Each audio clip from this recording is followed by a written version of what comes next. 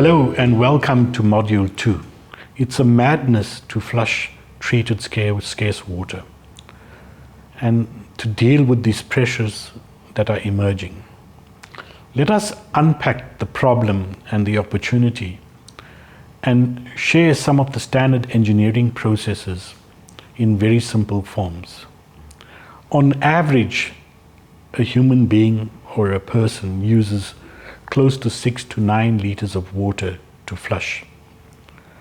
Around half to 2.5 liters of urine is produced per person per day, and solid fecal matter of about 100 to 95 grams per capita per day.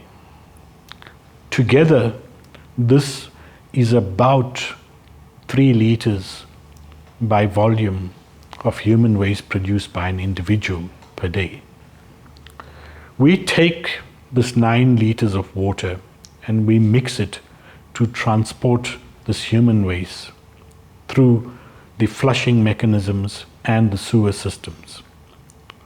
But then the sewers require a lot more water to transfer this human waste over long distances.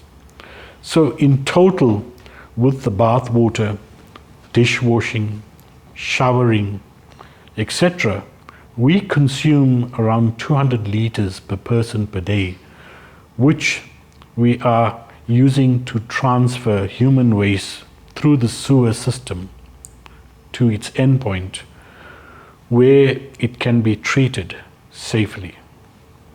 This is really a madness, because we are doing is what we're taking a very scarce resource and subject it to being polluted. We then transport this pollution a long distance and use a lot of energy to clean it, to bring it back to a quality that can be put back in the environment.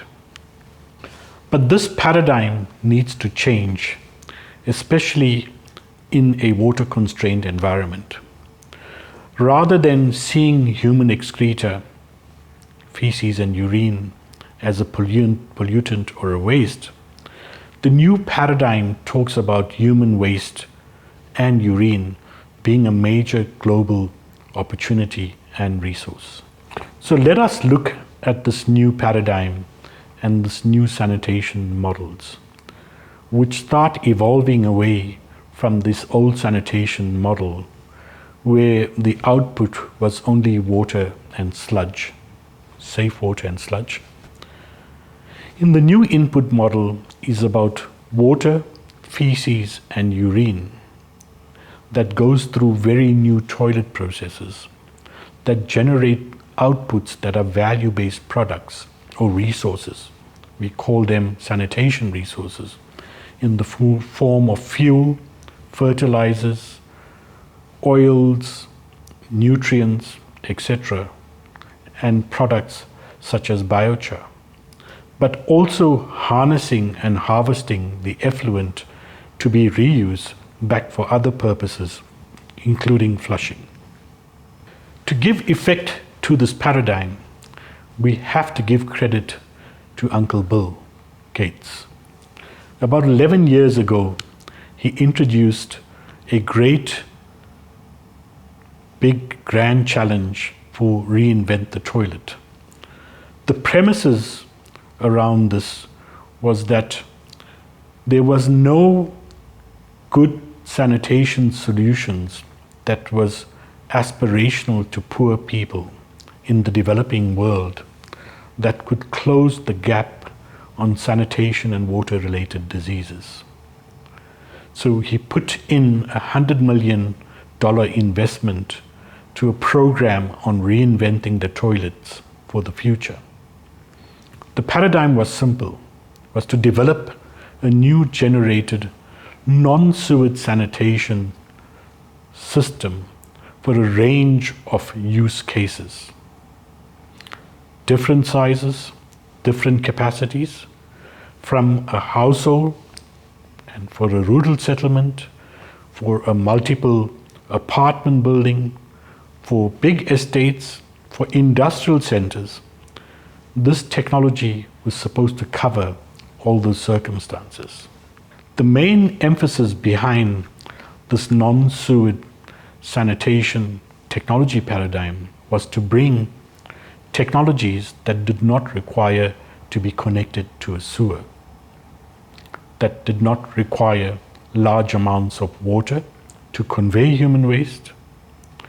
And importantly, the characteristic of this new generation technology was about driving innovations across the whole value chain of sanitation, which provides the opportunity to address the current sanitation challenges of the poor and transition a new sanitation paradigm,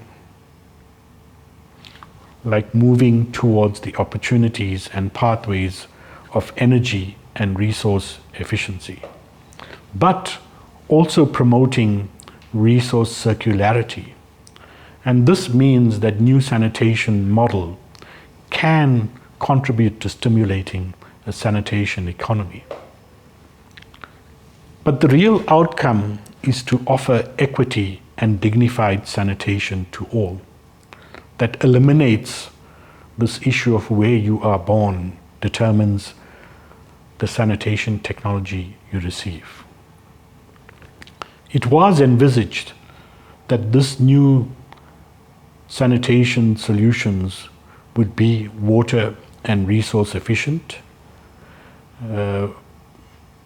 As highlighted, they would be non-sewage, meaning they would be completely off the grid and be able to treat human resources or human waste on site, on property.